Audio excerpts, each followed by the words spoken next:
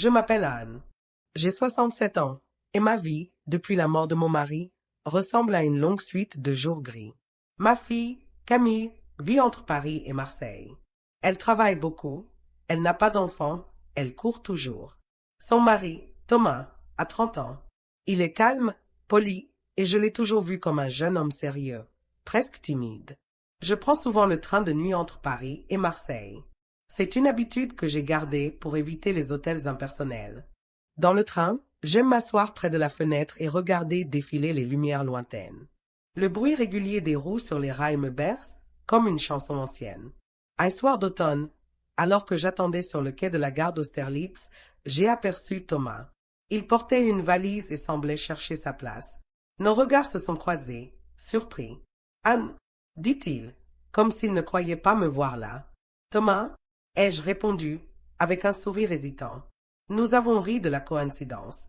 Le train était plein, et par hasard nos cabines se trouvaient dans le même wagon. Nous avons marché ensemble dans le couloir étroit, le silence coupé par les annonces métalliques et le souffle de la locomotive. Dans ma cabine, je me suis installé, mais mon cœur battait un peu trop vite. Je n'avais pas vu Thomas seul, sans Camille, depuis longtemps. Je me suis surprise à penser. Il est encore plus jeune que ma propre fille. Cette pensée m'a troublée. Un peu plus tard, en allant chercher de l'eau, je l'ai croisé dans le couloir. Il s'est arrêté. « Vous voyagez souvent ainsi ?» demanda-t-il. « Oui. » Le train me rassure. J'aime ce mouvement, cette nuit qui défile. Il sourit doucement. Moi aussi. On dirait qu'ici, le temps s'arrête. Nous sommes restés un moment à regarder par la petite vitre du couloir. Le paysage était sombre, ponctué de rares lumières de villages endormis.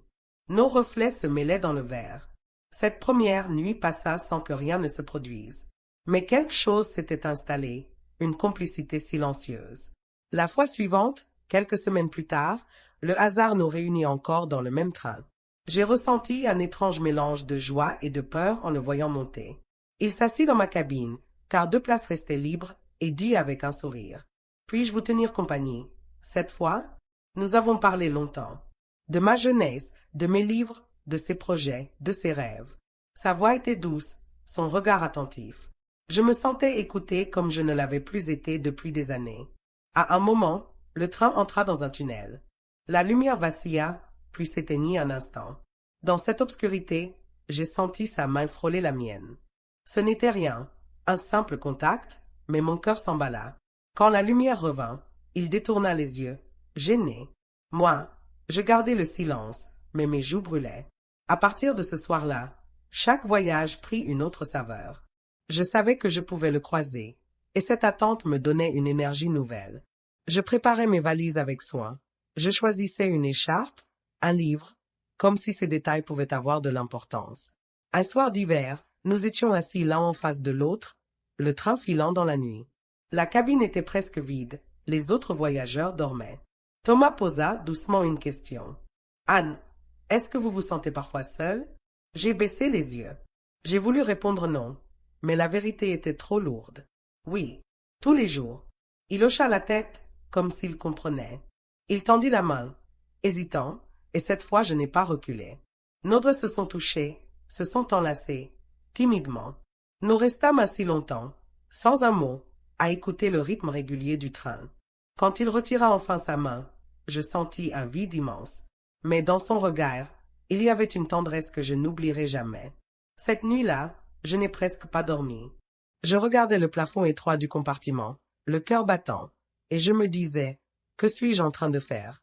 Mais au fond de moi, une voix chuchotait déjà, tu revis.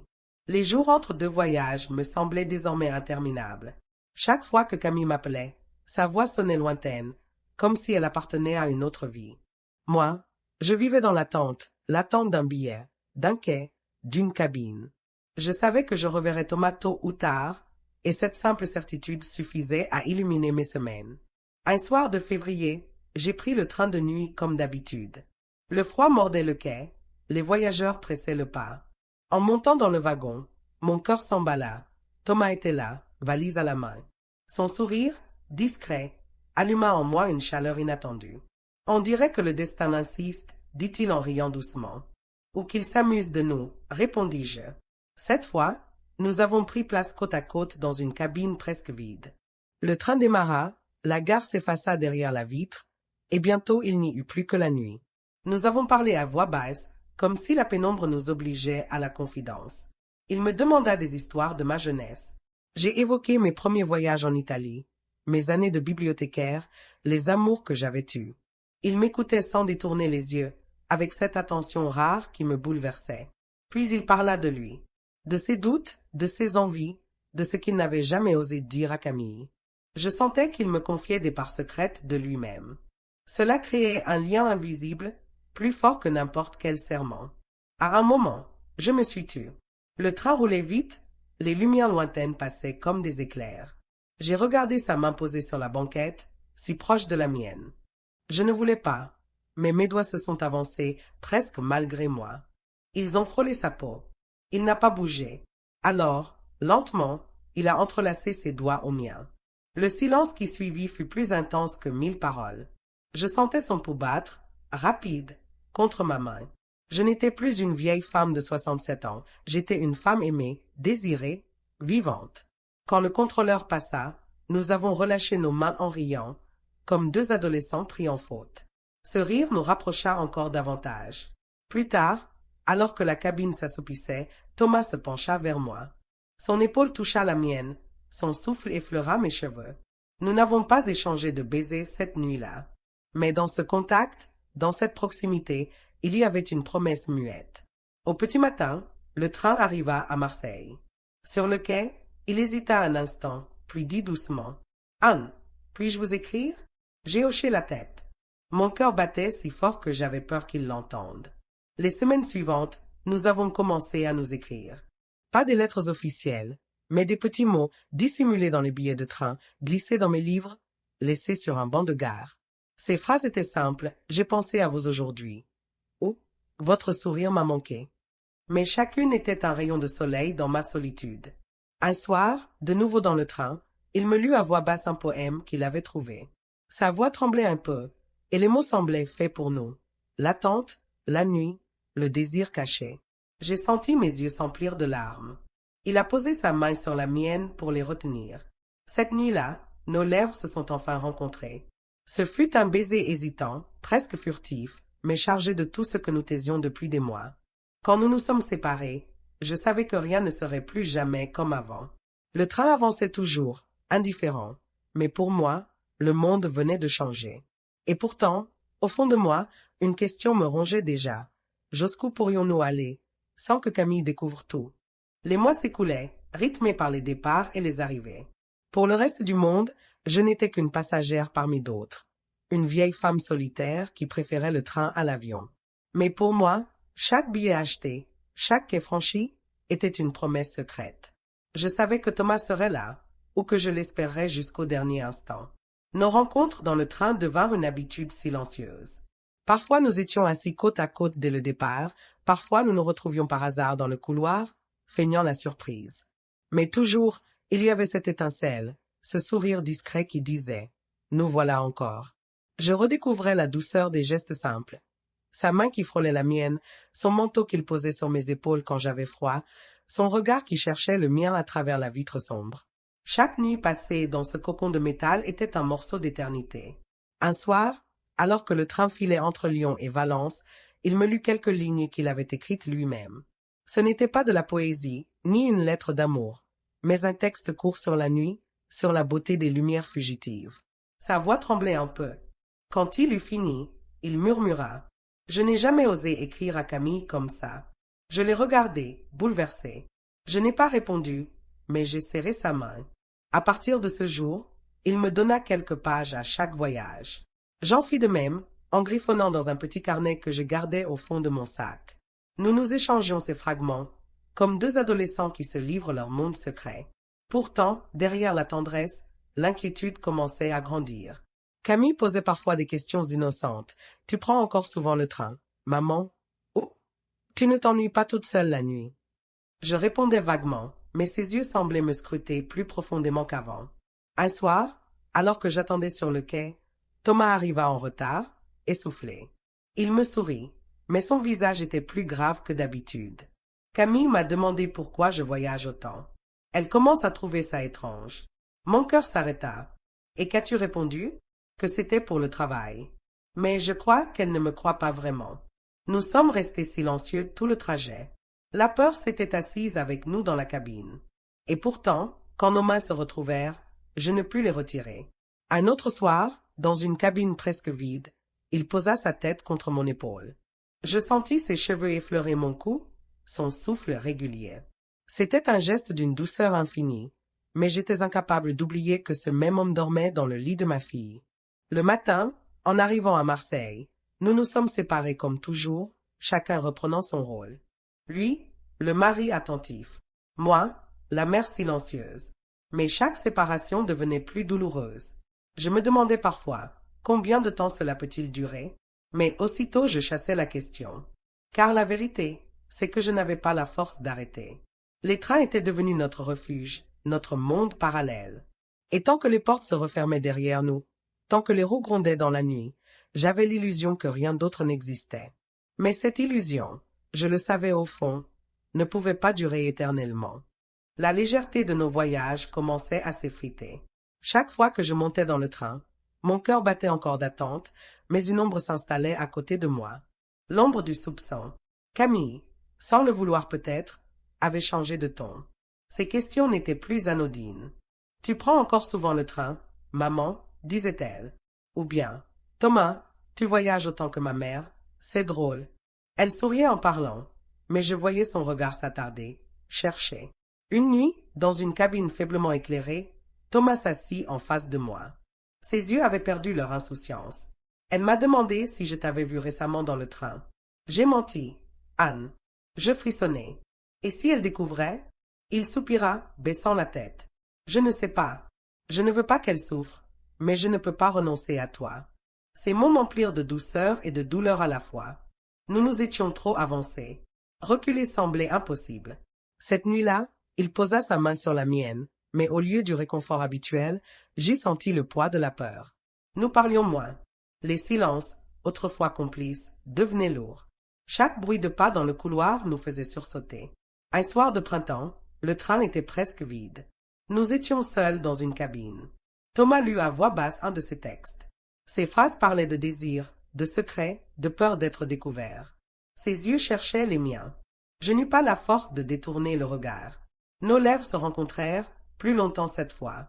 Ce fut un baiser tendre, mais teinté d'urgence, comme si nous savions que le temps nous échappait. Le lendemain matin, sur le quai, Camille nous attendait. Je restai figé. Elle était là, sac en main, souriante, mais son sourire sonnait faux. Ses yeux passaient de lui à moi, insistant un peu trop longtemps. Quelle coïncidence, dit-elle. Vous prenez souvent le même train, on dirait. Thomas répondit trop vite, oui, par hasard. Je sentis la couleur quitter mon visage. Camille nous observa encore quelques secondes, puis embrassa son mari sur la joue et me prit le bras. Mais tout son corps respirait le doute. Le soir même, elle m'appela. « Maman, pourquoi ne m'as-tu jamais dit que tu voyageais si souvent avec Thomas ?» Sa voix était calme, mais glaciale. Je bredouillais des explications confuses. Le hasard, les horaires, les coïncidences.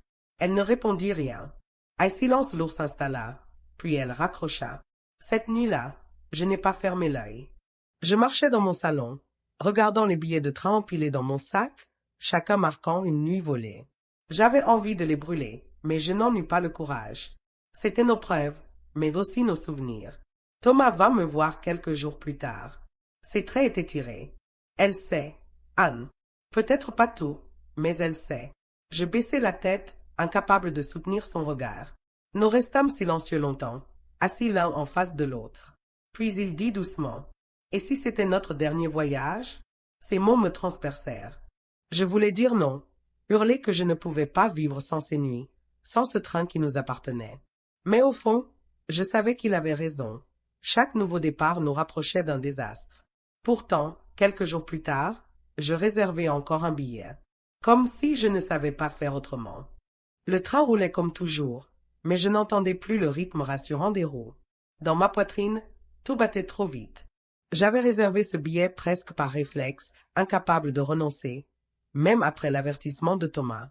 Quand il entra dans la cabine, valise à la main, son sourire était triste. « Anne, Peut-être qu'on ne devrait pas. Je sais, répondis-je. Mais je n'avais pas annulé. Lui non plus. Nous avons passé la nuit assis côte à côte, en silence, nos mains enlacées. Pas de rire, pas de mots. Seulement la peur et la tendresse entremêlées. Quand ses lèvres effleurèrent les miennes, ce fut un geste désespéré, comme si chaque baiser pouvait être le dernier. Le matin, à Marseille, nous sommes descendus ensemble du train. Camille nous attendait. Mon sang s'est glacé.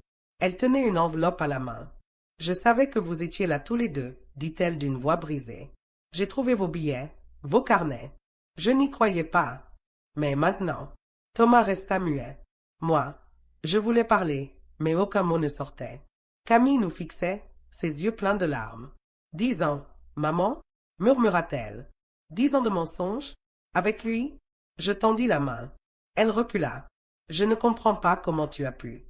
Je n'arrive même pas à avoir de la colère, seulement une immense douleur. » Son regard se posa sur Thomas. « Et toi? Tu étais mon mari. Pourquoi ?» Il essaya de répondre, sa voix tremblait. « Parce que je l'aimais, autrement. Parce qu'elle me comprenait. » Camille éclata en sanglots. Elle laissa tomber l'enveloppe à terre, à l'intérieur. Je vis nos billets de train, nos mots griffonnés. Elle se détourna sans un mot de plus et disparut dans la foule de la gare. Je restai immobile, incapable de respirer. Thomas posa sa main sur mon épaule. « C'est fini, Anne. » Elle sait tout. Je hochai la tête. Oui, c'était fini. Notre refuge de métal, nos nuits entre deux villes, venaient de s'écrouler. Les jours suivants, Camille ne m'appela pas. Pas une fois. Mon appartement devint plus silencieux que jamais. Chaque bruit de pas dans le couloir me donnait l'illusion qu'elle venait frapper. Mais non. Thomas m'écrivit une lettre. Je pars quelque temps, Anne. Je dois lui laisser le choix. Je ne veux pas que ta fille me haïsse encore plus. Ces mots me déchirèrent, mais je savais qu'il avait raison. Je gardai la lettre avec les billets.